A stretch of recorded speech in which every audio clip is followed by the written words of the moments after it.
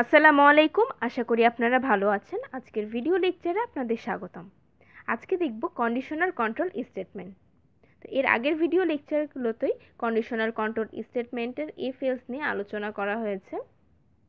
এখানে just else if নিয়ে আলোচনা করা হবে।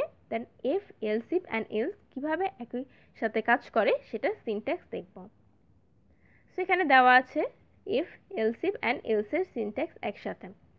সো প্রথমেই চেক করবে যদি ইফের মধ্যে যে কন্ডিশনটা দেওয়া আছে সেই কন্ডিশনটা চেক করবে। যদি কন্ডিশনটা ট্রু হয় তাহলে ইফের মধ্যে যে স্টেটমেন্টগুলো থাকবে সেই স্টেটমেন্টগুলো এক্সিকিউট হবে, দেন প্রোগ্রাম এন্ড হবে। যদি কন্ডিশন ফলস হয়ে থাকে তাহলে এলস ইফে আসবে, দেন কন্ডিশন ট্রুটা চেক করবে, দেন এর ভিতরে স্টেটমেন্টগুলো এক্সিকিউট হবে, দেন প্রোগ্রাম এন্ড হবে।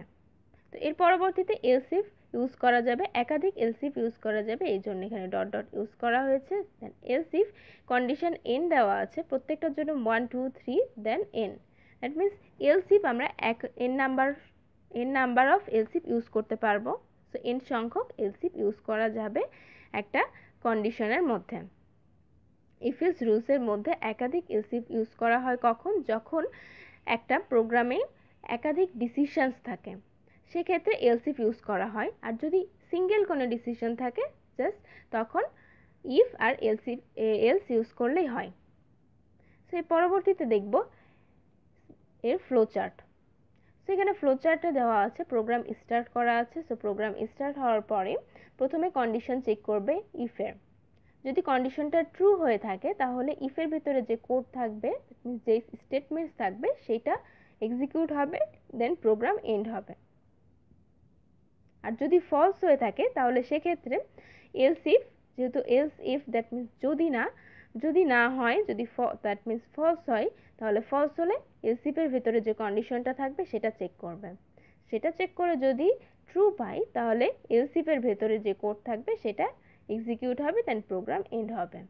আর যদি ফলস হয়ে থাকে তাহলে আসবে এলস কোডে, দেন এলস কোডে যেহেতু কন্ডিশন থাকে না, স্টেটমেন্ট থাকে, সেক্ষেত্রে ডিরেক্ট প্রোগ্রাম এক্সিকিউট হবে।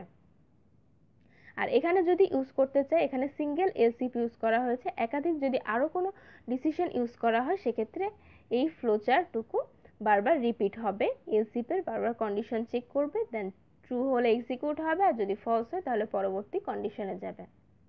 তো আপনাদের বোঝার সুবিধার্থে এখানে একটা প্রোগ্রাম দেওয়া আছে। সো এখানে প্রোগ্রামে যে ইন্টিজার টাইপের একটা ভ্যারিয়েবল ভ্যালু রেখেছি সেটা হচ্ছে 92 ভ্যালু অ্যাসাইন করা আছে। তো প্রথমে ইফের ভিতরে যে কন্ডিশনটা দেওয়া আছে সেটা হচ্ছে 80 থেকে মার্কসটা যদি বড় হয় তাহলে প্রিন্ট করবে ফার্স্ট ক্লাস। যদি এটা ফলস হয়ে থাকে তাহলে চলে যাবে এলস ইফ। এলস ইফের কন্ডিশন চেক করবে, যদি 70 থেকে বড় হয় তাহলে এটা করবে সেকেন্ড ক্লাস। দেন এলস ইফের যদি মার্কস 60 থেকে বড় হয় তাহলে এটা থার্ড ক্লাস। আর যদি 60 বা 60 থেকে ছোট হয়, দ্যাট মিনস কন্ডিশন এখানে নাই, এলস কাজ করবে, সেক্ষেত্রে আসবে ফোর্থ ক্লাস। সেখানে মনে হতে পারে যে ইফের ভেতরে কন্ডিশন 80 থেকে 92 বড়, দ্যাট মিনস ফার্স্ট ক্লাসও হতে পারে, সেকেন্ড ক্লাসও হতে পারে, থার্ড ক্লাসও হতে পারে। সো এখানে প্রথমে যেহেতু এই প্রোগ্রামটা যদি চেক করে কন্ডিশনটা ট্রু হয় তাহলে ফার্স্ট ক্লাস এক্সিকিউট হবে, দেন প্রোগ্রামটা এন্ড হবে। তাহলে বাকি কন্ডিশনগুলো আর চেক করবে না। সো এই প্রোগ্রামের মেইন আউটপুট হচ্ছে, যেহেতু মার্কসের ভ্যালু 92, দ্যাট মিনস 80 থেকে বড়, প্রোগ্রামের আউটপুট আসবে ফার্স্ট ক্লাস। ধন্যবাদ সবাইকে। আজকের ভিডিও লেকচার এ পর্যন্তই। যদি কোনো প্রবলেম হয়ে থাকে তাহলে অবশ্যই কমেন্টস করে জানাবেন। আর আবারও কোনো নতুন ভিডিও নিয়ে চলে আসবো। ততদিন পর্যন্ত ভালো থাকবেন, সুস্থ থাকবেন। আল্লাহ হাফেজ।